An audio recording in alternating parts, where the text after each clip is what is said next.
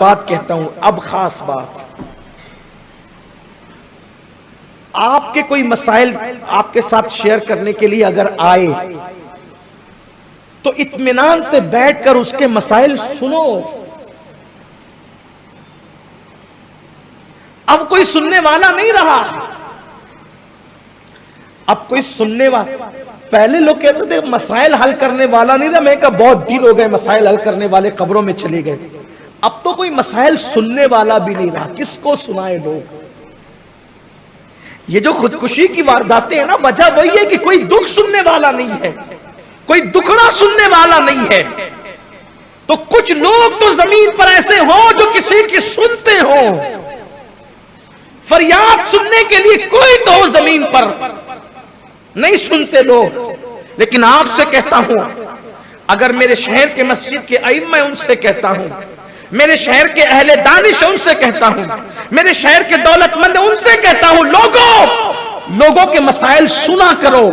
اس لیے کہ جو لوگوں کے مسائل سنتا ہے اس کے لیے بشارت کیا ہے. اللہ کے حبیب غیب دا نبی صلی اللہ علیہ وآلہ وسلم فرماتے ہیں، اگر زمین کے اوپر کسی جنتی کی زیارت کرنا ہے تو اس شخص کو دیکھو جس کے پاس لوگ اپنے مسائل لے کر پہنچ جایا کرتے ہیں.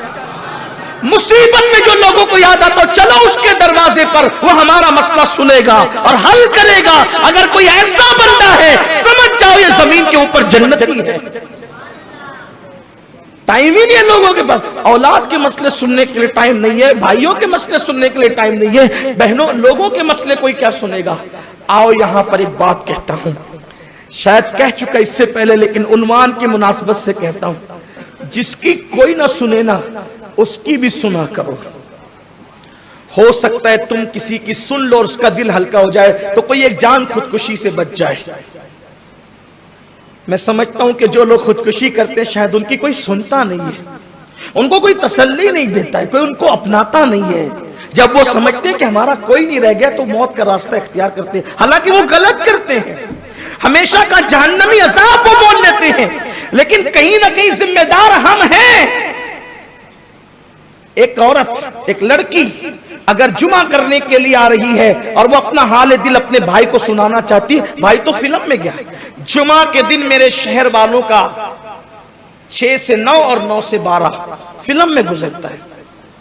اگر 6 سے 9 جائیں گے تو پھر 9 سے 12 یا 1-2 بجے تک تو وہ گھر سے باہر ہوں گے. بہن آ کر جب تک چلی نہیں جاتی، یہ جناب گھر آئیں گے نہیں، سنائے گی کسے. ہفتے بھر سب لوگ کام میں مصروف رہتے ہیں، کوئی ایک دن تو آئے کہ سب بھائی ایک ساتھ بیٹھ کر کے مسائل شیئر کریں، آپس میں مسائل حل کریں، آپس میں ایک دوسرے کو نہیں حل کر سکتے ایک دوسرے کو تسلی تو دیں. بیٹھنے کا مزاج ختم ہو گیا ہے، ایک ساتھ بیٹھنے کا مزاج ختم ہو گیا. یہ وارداتیں جو خودکشی کی ہے اس میں کہیں نہ کہیں ہم بھی اس کے حصے دار ہیں. صرف ان لوگوں کو جہنم کا عذاب نہیں ہوگا، سماج بھی اس میں کہیں نہ کہیں شامل ہے. مجھے بتاؤ یہ جماعت کا اجتماعی نظام جو اللہ کے رسول نے عطا فرمایا کہ 5 وقت مسجد میں آؤ، جمعہ کے دن مسجد میں آؤ، عیدین کے دن عیدگاہ پر آؤ، یہ کیوں ہے؟ اجتماعی نظام کیوں ہے؟ اگر مسجد میں جمع نہیں ہو رہی ہے پوری قوم، کم سے کم ہفتے میں 1 مرتبہ گھر کے دسترخوان پر تو جمع ہو جاؤ.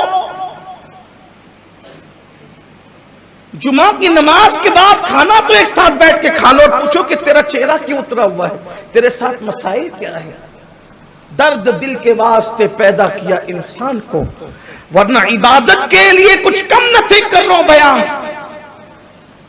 اجتماعی نظام کو پھر واپس لاؤ.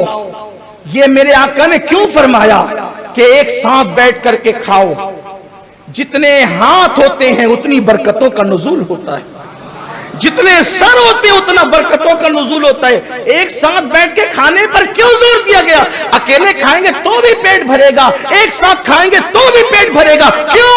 اس لیے کہ کھاتے کھاتے دیکھیں گے کہ کوئی لقمہ دھیرے دھیرے ڈال رہا ہے تو دوسرا پوچھے گا آج تیرا حال کیوں بدلا ہوا ہے. مسئلہ سامنے آئے گا، حل ہوگا. کوئی اس کی سننا ہی نہیں چاہتا. آؤ میں وہ بات کرنے چلا تھا کہ حضور نے کس کس کی سنی. میرے آقا نے تو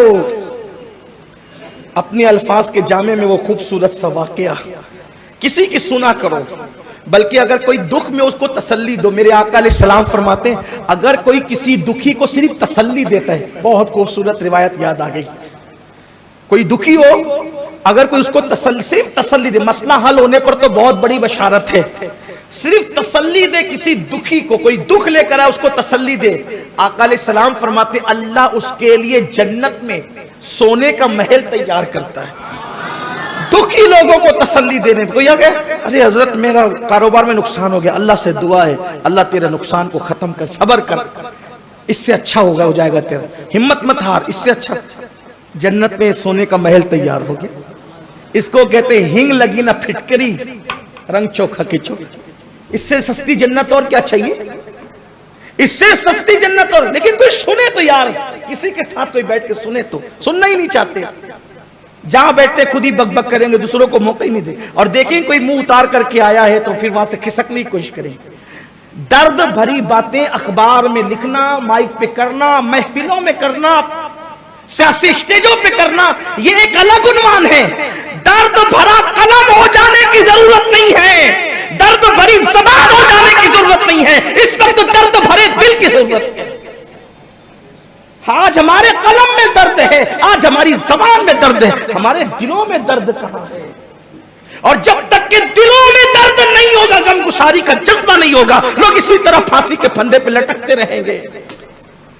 یہ ہوتا رہے گا جو ہو رہا ہے, اس پہ ہم قابو نہیں پا سکتے. کوئی سننے والا ہو.